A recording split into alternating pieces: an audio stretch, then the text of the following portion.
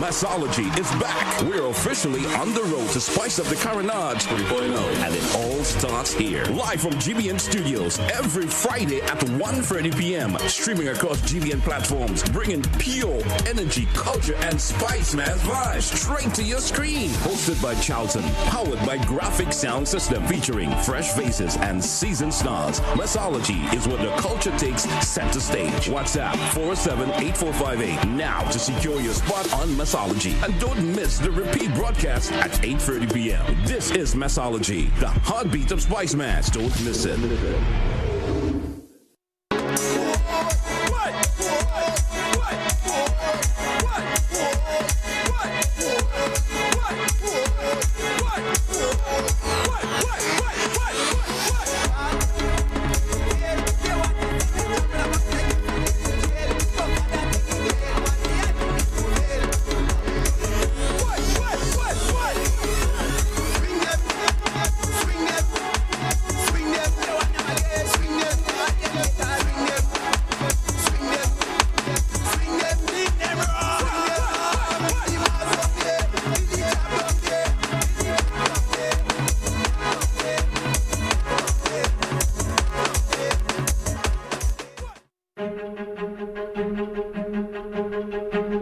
Before the digital age, before the world moved at the speed of a click, there was a signal connecting a nation. In 1986, a journey in broadcasting began in Grenada, a journey that would grow into a trusted voice across the country. For 40 years, through radio and television, we've been there for the stories that shaped our nation, the news that mattered, the voices that informed us, the moments that brought us together. Your stories, your voices, your moments. The Grenada Broadcasting Network, 40 years strong. One nation, one network.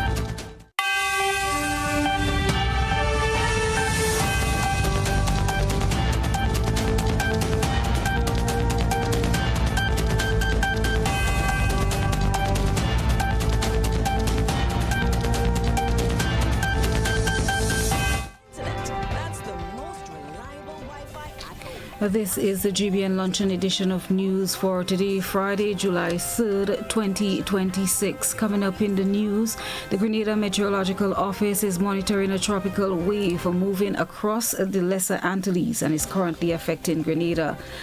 And the Child Protection Authority issues stern warning ahead of Carnival festivities. In the region, 2 fishermen were thrown into the sea in the Gulf of Paria after they were allegedly robbed by French or Spanish-speaking men.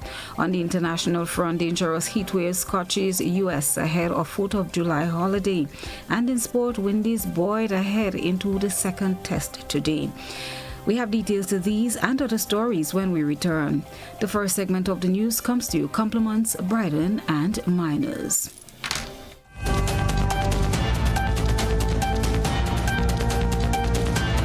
Looking to take your business to new heights? Advertise with GBN on our social media platforms and get noticed by our 138,000 plus followers.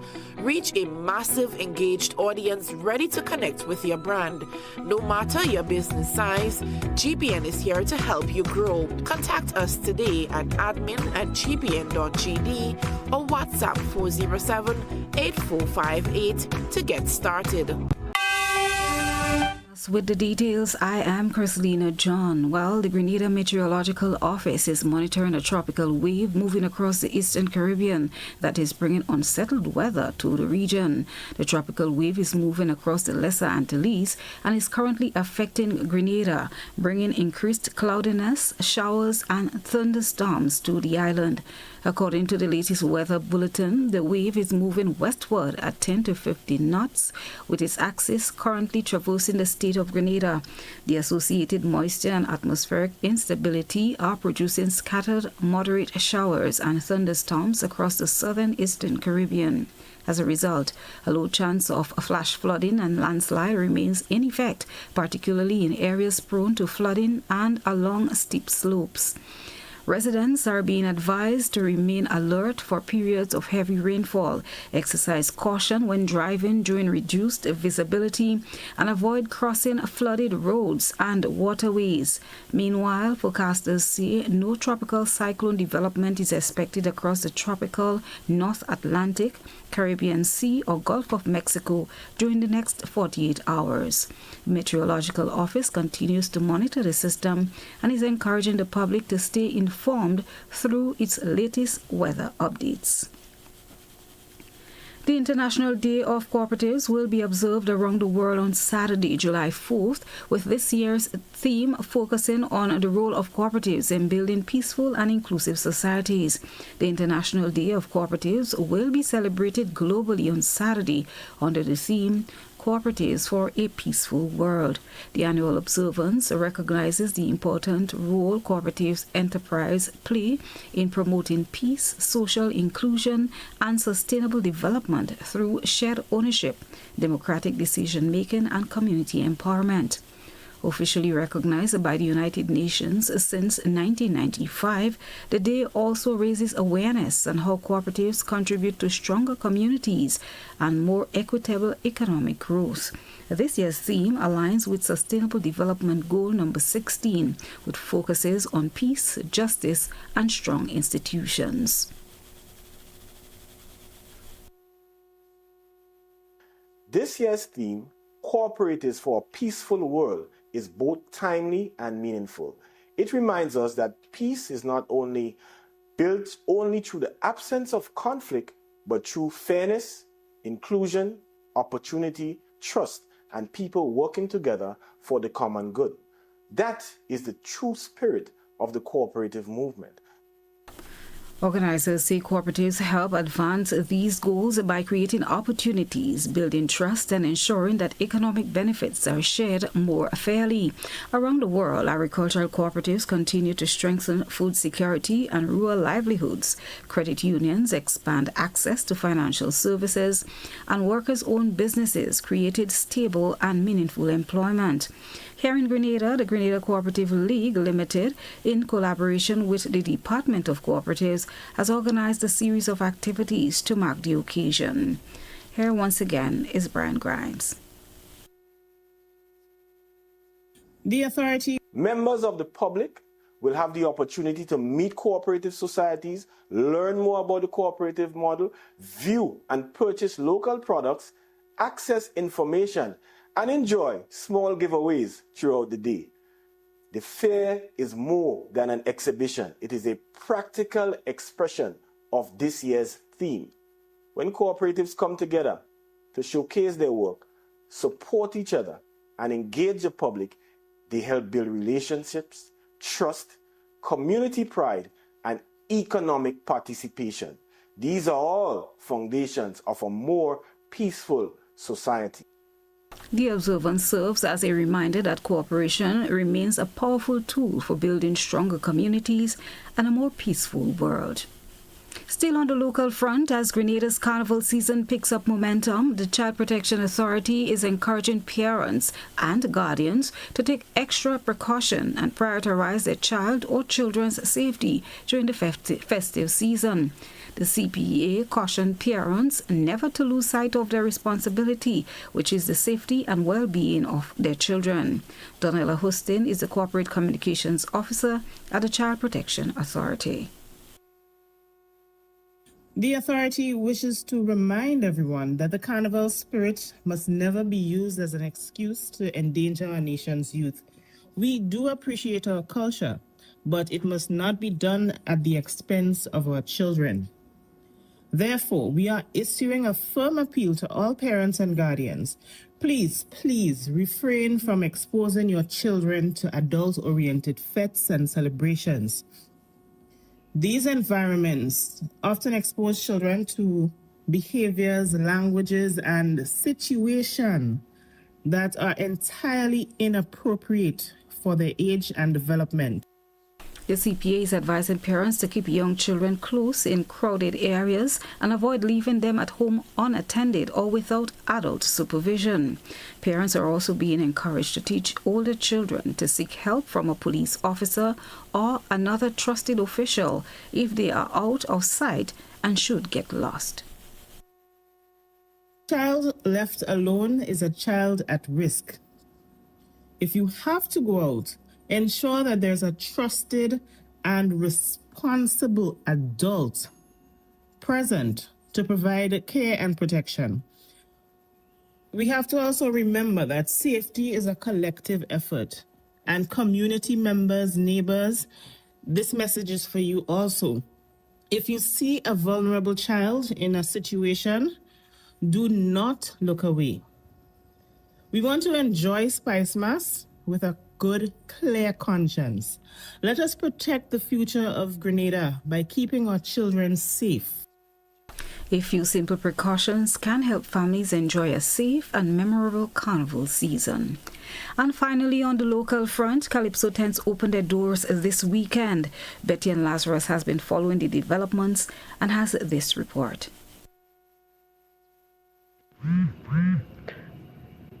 Three major tents will be opening their doors to the public this weekend as activity levels within the various cultural platforms move into higher gear ahead of the preliminary judging of the 5 registered Calypso tents.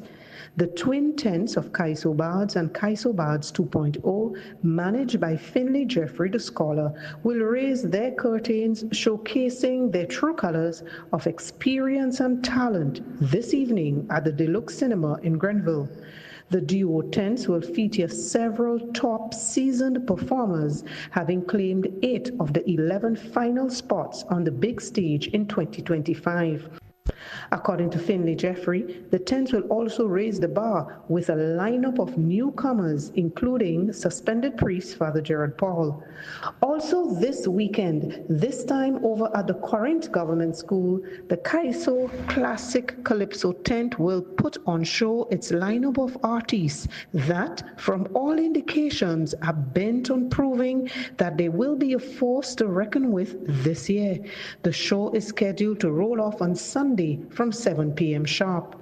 Northeast Village Pulse, managed by Raphael Johnson, the croqueter, staged their first public performance last Sunday at the Spice Basket. The St. David-based Kingdom Calypso tent, managed by Papa Jerry, is yet to confirm the official public appearance. Calypso tent judging is scheduled from July 16th to the 21st. And that was the local segment of the news. Do stay with us. We have a regional highlight still to come.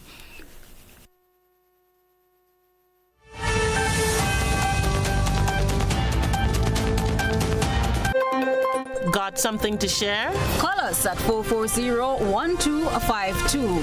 WhatsApp 405-3052 or 407-8458. Or email gbnnews@gbn.gd. GBN News, first, accurate, voted number 1.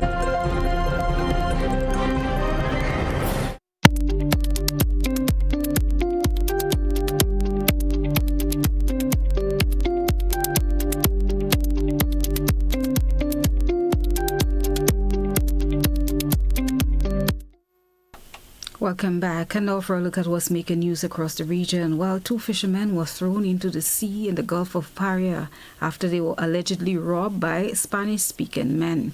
We have details of these and other stories in today's OCM News Roundup from the OCM News Network. This segment of the news, the second segment, comes to you compliments of Fortune Foods Limited.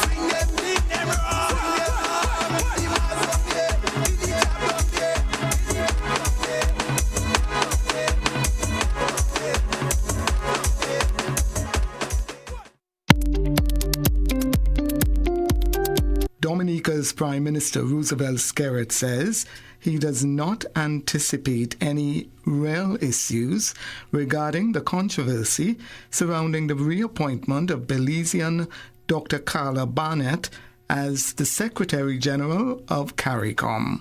Trinidad and Tobago's Prime Minister Kamla Persad-Bissessar, who has already confirmed her attendance at the July 5th to the 8th CARICOM Summit in St. Lucia, has said Port of Spain will maintain its position and not recognize Dr. Barnett after the expiration of her current term in August.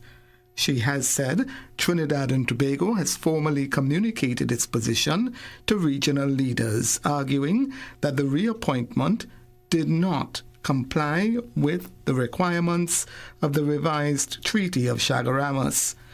Prime Minister Skerrit says the reality is every country has a right to express its view on who should be the Secretary General. I don't expect any real issues. The reality is every country has a right to express their view on who should be the Secretary General. The Secretary General post under the current arrangement within CARICOM does not require a unanimous decision. It is a simple majority because it's people vote, and we're hoping that this does not cause any distraction from the crucial issues affecting the Caribbean people. He is hoping the people's business won't be overshadowed by controversy. 2 fishermen have been thrown into the sea in the Gulf of Paria after they were allegedly robbed by Spanish-speaking men. Police in Trinidad and Tobago say Rakesh Deodath and his son, Ronaldo Deodath, set out on a routine trip on Wednesday this week when they were ambushed. Investigators say 4 Spanish-speaking men hijacked the boat and threw them overboard, leaving the father and son to survive in open waters. Mr. Deonath says he is grateful to be alive, but fears returning to the waters. All men had on masks. We see 3 of them surety with gun. Well, one way I believe the shape of it is like them AK. I said, just don't let it shoot me. Don't let it shoot me. I want to see my family again. But 28 years now I fishing. 28 years now I fishing in this. Police records have shown at least 12 fishermen have been killed by pirates in Trinidad and Tobago waters in recent times. And a new commissioner of police is in office in the Republic of Barbados. She is Sonia Boyce.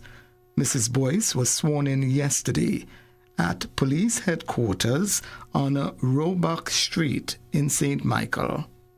Following her historic appointment as Barbados's first female commissioner of police, Mrs. Boyce reaffirmed her commitment to the Barbados Police Service's mission to serve, protect, and reassure.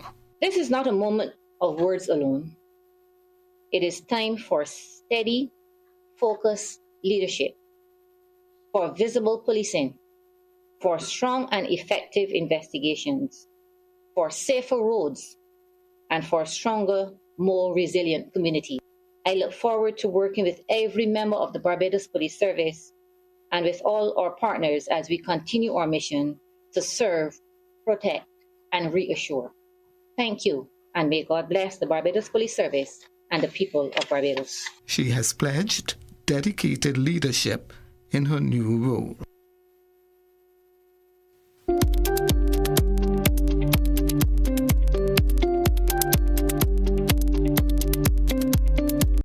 GBN Massology is back. We're officially on the road to spice up the Carnage 3.0, and it all starts here. Live from GBN Studios every Friday at 1:30 p.m. Streaming across GBN platforms, bringing pure energy, culture, and spice man's vibes straight to your screen. Hosted by Charlton, powered by Graphic Sound System, featuring fresh faces and seasoned stars. Massology is where the culture takes center stage. WhatsApp 407-8458 now to secure your spot on Massology. And don't miss the repeat broadcast at 8:30 p.m. This is Massology, the heartbeat of Spice Mass. Don't miss it.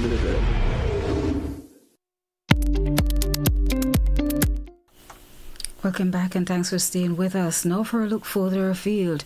Uganda is currently experiencing an outbreak of the rare Bundibugyo strain of Ebola virus, which was declared on May 15, 2026. As of early July 2026, health authorities have confirmed about 20 cases, including 2 deaths. The majority of Ugandan cases are linked to cross-border transmission with the Democratic Republic of Congo. Here are details in this report. Uganda has reported a Marburg disease outbreak in the west of the country to the World Health Organization, further straining the regional response to what is already the 3rd largest Ebola epidemic on record. The strain driving the outbreak across the Democratic Republic of Congo and Uganda has no approved vaccine or treatment, and clinical trials of 3 candidate vaccines remain months away. The WHO has recommended against using the existing Zaire Ebola vaccine, saying there is insufficient evidence it would work against the Bundibugyo strain. The trial will test several experimental treatments to see whether they can improve survival for patients infected with the Bundibugyo strain of Ebola, for which there is currently no approved treatment. The outbreak has already claimed lives and infected dozens of people, prompting an urgent response from Congolese authorities and international health partners.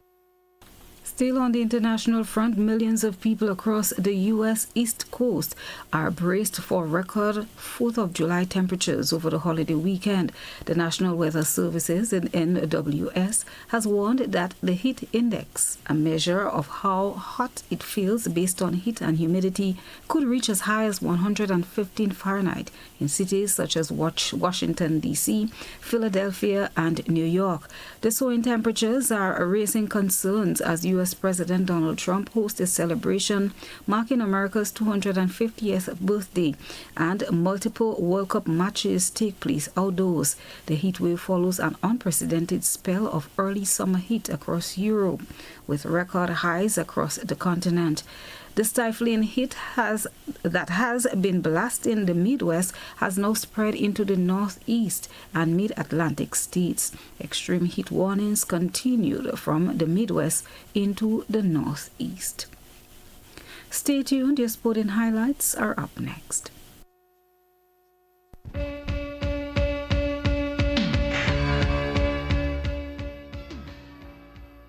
And now for your sporting highlights. Looking ahead to the GFA Premier League with 4 blockbuster matchups scheduled across various playing fields on the island this weekend. The earliest game of the day features FC Camahan going head-to-head against Hurricanes SC at the Roy St. John's Recreation Ground at 4 p.m. Later that evening, football fans can head to Queen's Park at 6 p.m. to watch a highly anticipated clash between QPR FC and Paradise FCI. Saturday's action concludes with two simultaneous 7 p.m. fixtures as Sab Spratons take on SAFL at Victoria Park, while Hard Rock FC battles St. John's Sport at the Fond playing field. The opening weekend wraps up on Sunday, July 5th, 2026 at 6 p.m. between St. David's FC and Honved FC at La Sagesse. Moving to women's football, two fierce matchups are locked into the schedule on tomorrow. The action fires up at 2 p.m. at the Roy St. John's playing field. Tactically disciplined FC Camahan will square off against a relentless Honford FC side. The spotlight shifts to Victoria Park at 4 p.m. for a highly anticipated headline clash. The explosive offensive powerhouse 5 Stars will go head-to-head with the disciplined physical squad of the RGPF FC. With both teams possessing game-changing talent, this closing fixture is primed to deliver non-stop fireworks.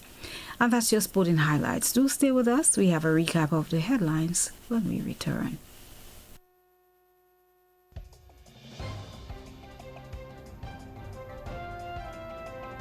Recapping the headlines that made the news today, the Grenada Meteorological Office is monitoring a tropical wave moving across the Lesser Antilles and is currently affecting Grenada. And the Child Protection Authority issues stern warning ahead of Carnival festivities. In the region, 2 fishermen were thrown into the sea in the Gulf of Paria after they were allegedly robbed by Spanish-speaking men. And on the international front, a dangerous heat wave scorches U.S. ahead of the 4th of July holiday. This has brought us to the end of the luncheon edition of news for today, Friday, July 3rd, 2026. On behalf of the entire news team, I have been your presenter, Christlina John, wishing everyone a safe weekend.